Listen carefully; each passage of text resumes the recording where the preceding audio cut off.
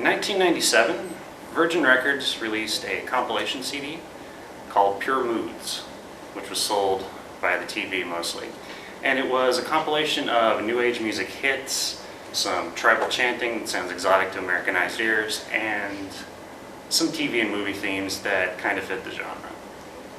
And one track stood out among them all. It was a floaty kind of a synthesizer piece.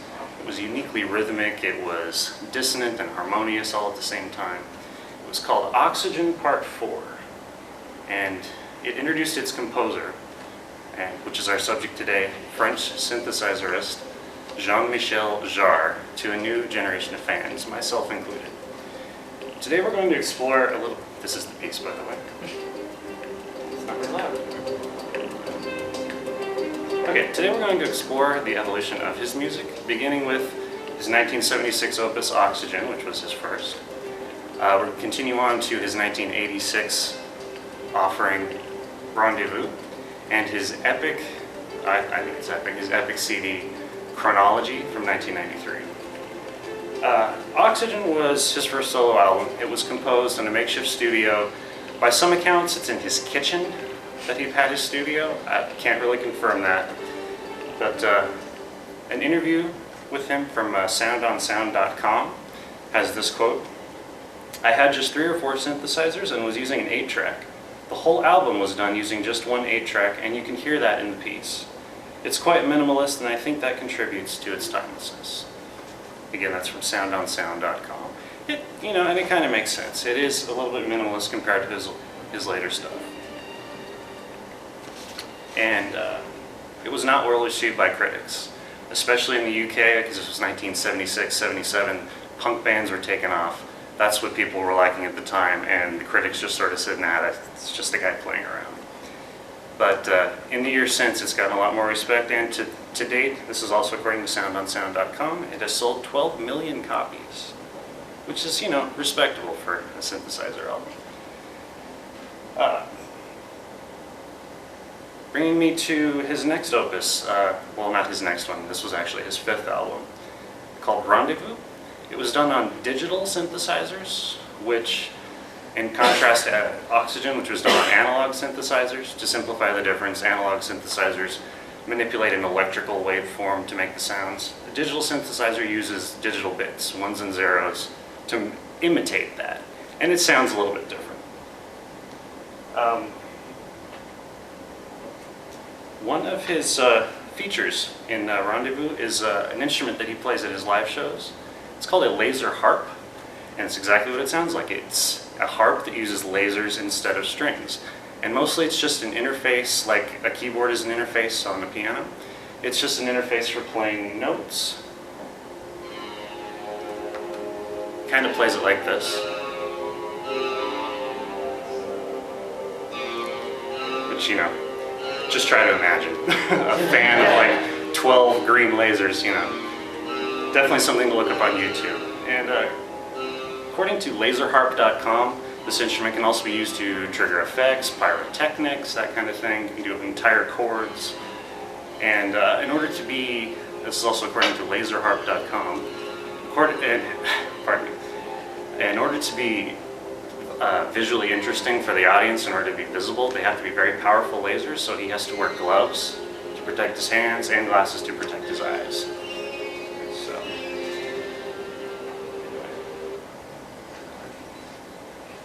And Jean-Michel Jarre was also friends with astronaut Ron McNair, who was also a jazz saxophonist, and they decided to collaborate on an ambitious project. Ron McNair was going to assist in recording the first recorded performance of music in space. So he was going to go up, play his saxophone, and at the same time, Jean-Michel Jarre was going to be recording the synthesizer part on the ground.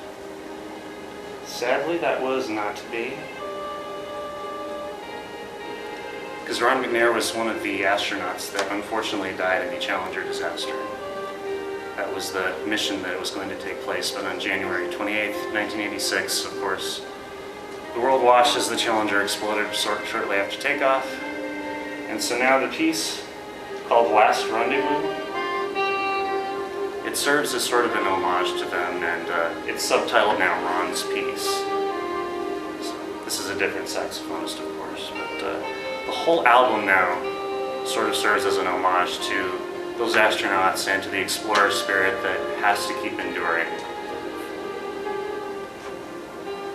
Anyway, now that I brought the room down, let's move on to 1993, the grunge rock scene and gangster rap. That's sort of what was dominating music over here.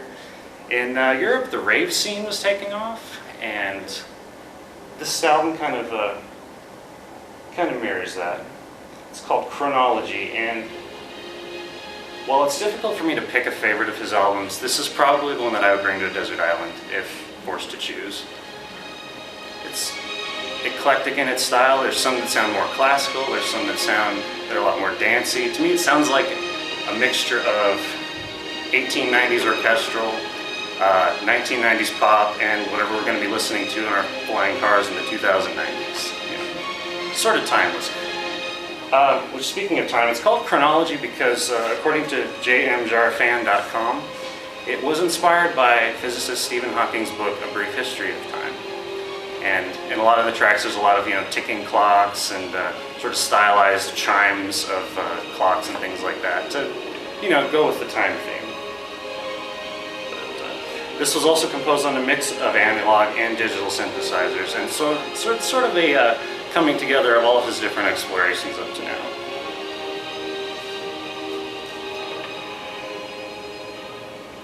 And so now that we've explored 3 of his albums, you have a little homework, and you may feel free to decline. But get on YouTube or get on Google and search for Oxygen. It's spelled with an E at the end, and just put on your headphones, drift away for 40 minutes, and if it's as life-changing for you as it was for me, get on Amazon and maybe buy a few tracks. They're $1 each. They sound better than YouTube anyway, so go ahead and support the artist.